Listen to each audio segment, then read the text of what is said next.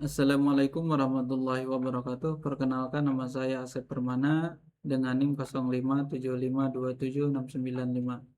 Saya dari UT Bogor. Dalam video ini saya akan mencoba untuk memperlihatkan langkah-langkah saya dalam mengerjakan tugas 1 basis data dengan kasus sebagai berikut. Sebuah rumah sakit memiliki banyak dokter. Setiap dokter mempunyai banyak pasien yang harus ditangani. Pasien harus terlebih dahulu mendaftar pada bagian administrasi dengan menyerahkan data dirinya. Data pasien yang telah terdaftar akan diserahkan kepada dokter untuk diperiksa. Pasien dapat diperiksa oleh beberapa dokter sesuai situasi dan kondisi pasien. Setelah pasien selesai diperiksa, dokter akan membuat resep obat dan diserahkan kepada pasien. Tugasnya adalah, dari kasus tersebut buatlah entity relationship diagram atau IRD dengan tahapan-tahapan dan langkah-langkah sesuai dengan panduan. Baik, berikut adalah tahapan-tahapan pembuatan IRD. Yang pertama, identifikasi entitasnya. Yang kedua, tentukan atribut. Yang ketiga, identifikasi relasi. Yang keempat, tentukan kardinalitas. Yang kelima, gambarkan diagram. Yang keenam, evaluasi dan normalisasi. Itu adalah tahapan-tahapannya. Kita mulai masuk ke dalam soalnya, yaitu yang pertama adalah identifikasi entitasnya. Dari soal tadi atau dari kasus tadi, kita bisa tentukan ada beberapa entitas. Yang pertama yaitu pasien. Yang kedua administrasi, pasien, administrasi, dan dokter. Oke, itu entitasnya ada 3. Yang kedua adalah tentukan atribut. Atribut itu adalah komponen-komponen yang ada di dalam entitas itu sendiri atau bagian daripada entitas atau identitasnya. Yang pertama seperti pasien.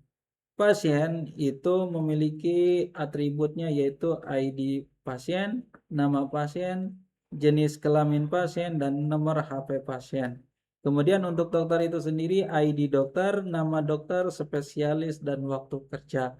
Kemudian untuk administrasi adalah ID admin, nama admin, dan waktu jaganya. Oke, dari entitas-entitas ini harus memiliki primary key-nya dari setiap entitasnya, yaitu yang di garis bawahi. Kalau untuk pasien, primary key-nya adalah ID pasien. Untuk dokter, primary key-nya adalah ID dokter. Dan administrasi, primary-nya adalah ID admin. Baik, untuk yang ketiga adalah identifikasi relasi. Relasi itu apa? Hubungannya atau penghubung.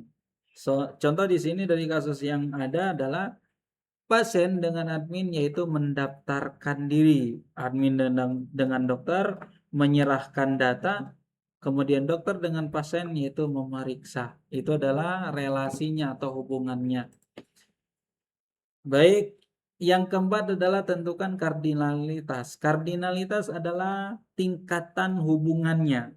Tingkatan hubungan antara dokter dengan pasien, antara pasien dengan admin, antara admin dengan dokter, dan antara dokter dengan pasien. Oke, seperti yang sudah saya buat di sini adalah kardinalitasnya atau tingkatannya adalah banyak dokter memiliki banyak pasien atau many to many. Banyak pasien mendaftar ke salah satu admin yaitu many to one. Oke.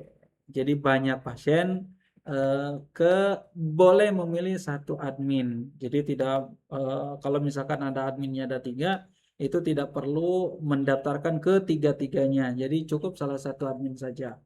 Oke, berikutnya banyak admin menyerahkan kepada banyak dokter. Kemudian banyak dokter memeriksa banyak pasien. Ini adalah kardinalitasnya.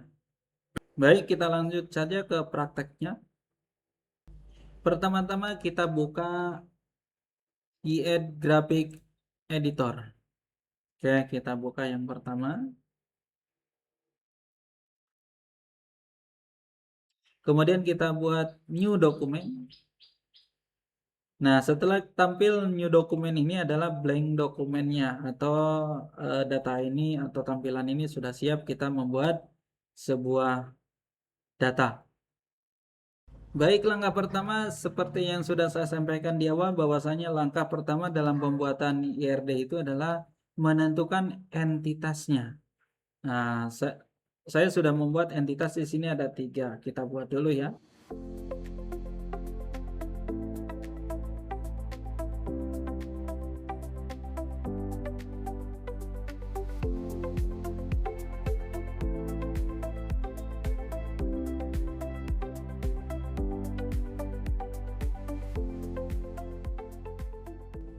Baik, setelah kita membuat entitas, kita sekarang adalah membuat atribut dari setiap entitas itu sendiri. Oke, ini adalah atributnya.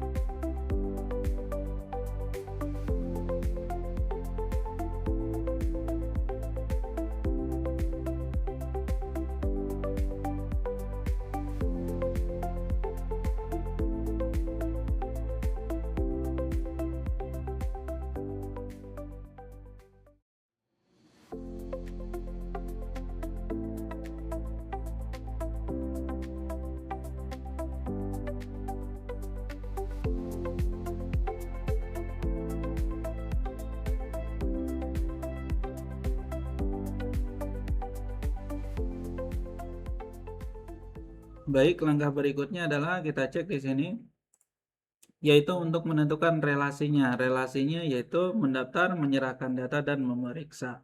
Oke, kita lanjut saja membuat relasi, yaitu ini adalah relasinya. Kita buatkan dulu.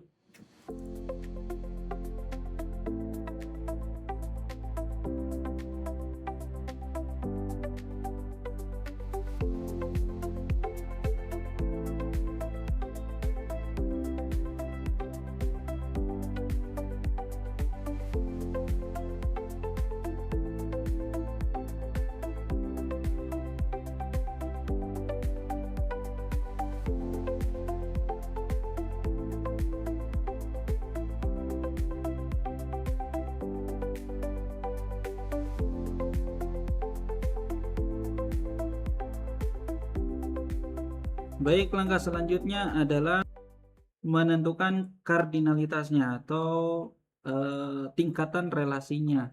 Seperti yang kita ketahui tadi sudah dibuatkan bahwasanya banyak dokter memiliki banyak pasien mendaftarkan ke salah satu admin, banyak admin menyerahkan banyak data kepada banyak dokter dapat memeriksa banyak pasien. Oke, kita lanjutkan ke prakteknya, nanti dijelaskan belakangan.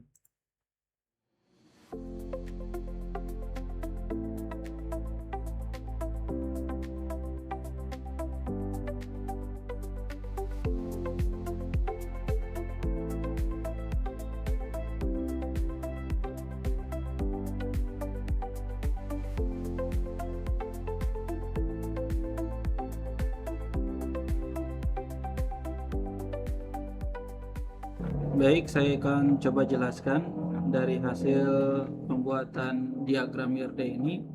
Yang pertama di sini adalah entitasnya adalah pasien, kemudian memiliki atribut yaitu ID pasien, nama pasien, jenis kelamin pasien, dan HP pasien atau nomor HP-nya. Kemudian di sini juga ada entitas yaitu admin, yaitu ID admin, atributnya, kemudian nama admin, dan waktu kerja atau waktu jaganya.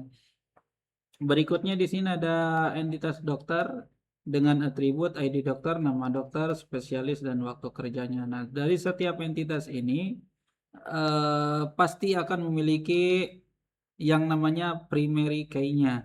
Untuk pasien yaitu ID pasien, kemudian untuk admin ID admin, dan untuk dokter ID dokter.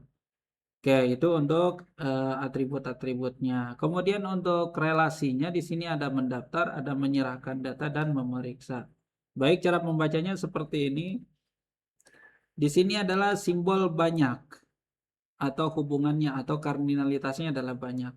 Banyak pasien akan bisa mendaftar atau pasti akan mendaftar kepada salah satu admin. Di sini simbol banyak tapi ada satu. Artinya apa? Dari sebuah rumah sakit itu kan ada beberapa admin. Ada admin 1, 2, 3, mungkin ada beberapa shift. Akan tetapi di sini tidak akan mungkin kalau misalkan pasien itu banyak pasien mendaftar ke semua adminnya, maka di sini kardinalitasnya adalah satu. Banyak tapi satu, artinya banyak pasien bisa memilih ke salah satu admin. Oke, itu cara membacanya. Yang kedua, dari admin itu ke dokter. Banyak admin menyerahkan kepada banyak dokter. Oke. Dan untuk dokter sendiri, banyak dokter bisa memeriksa banyak pasien dan banyak pasien bisa diperiksa oleh banyak dokter. Oke, itu maksudnya. Baik, itu saja mungkin yang bisa saya sampaikan. Kurang dan lebihnya mohon maaf. Bila ada penjelasan atau kalimat-kalimat saya yang kurang jelas atau kurang dimengerti, mohon dimaafkan. Terima kasih atas perhatiannya. Assalamualaikum warahmatullahi wabarakatuh.